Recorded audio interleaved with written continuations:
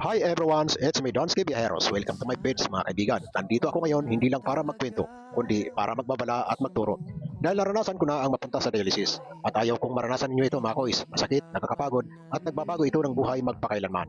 Ang mas nakakalungkot, pabataan kakaroon ng sakit sa bato mga kois. Pati mga bata at kabataan ay napupunta na rin sa dialysis. Bakit kaya ganito?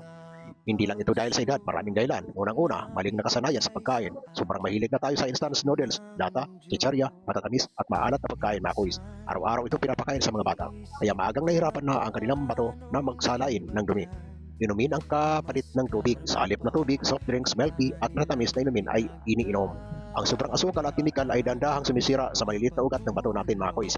Pangatlo, sakit na namamana o nagsisimula pa bata. May mga ipinanganak na may kahinaan o kakadang hugis na bato o kaya may diabetes at alta presyon na maaga pa lang.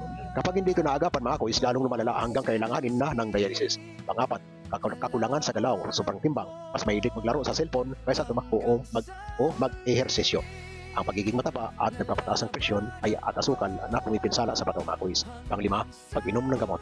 Madalas pag-inom ng pangsakit na ulo o katawan ng walang payo ng doktor at na rin ang hindi nasusuring halamang gamot na nakakasira ng husto. Panganin, madalas na infeksyon. Ang hindi maagapan na sakit ng ihi o ibang karamdaman ay pwede kumalat at umabot sa bato. Paano ito maiwasan at alagaan para hindi umabot sa dialysis mga kuis? Galing ito sa natutunan ko at payo ng mga doktor, simple lang pero napakalaga. Bawasan ang asin at asukal. Iwasan ang sobrang alat, tamis at mga pagkain maraming sangkap na hindi naiintindihan.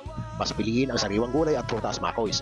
Uminom ng sapat ng tubig, mga 8 hanggang 10 baso araw-araw. Ito ang pinakamabisang panlinis ng ating bato mga kois. Huwag itong palitan ng ibang inumin.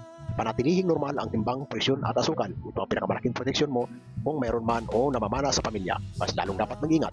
Huwag mag-inom ng gamot ng walang resita. Kahit gaano ka kasakit, tanungin muna ang doktor bago uminom ng kahit ano, lalo sa mga bata.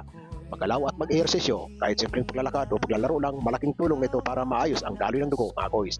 Mag-check up kahit walang nararamdaman, ang sakit sa bato ay madalas walang sinyalis na simula ang simpleng pagsusuri at ihi at dugo ay nakakatulong para malaman agad kung may problema sa bato. Ako si Donsky Viajeros, so ayun lang mga kois. Kung mabot ka na sa episode na ito mga kois, baka naman pwede pa-follow ng ating Facebook page para updated kayo sa bago pa nating nalalaman. Maraming salamat and God bless everyone. Bye-bye! Donsky, lalaban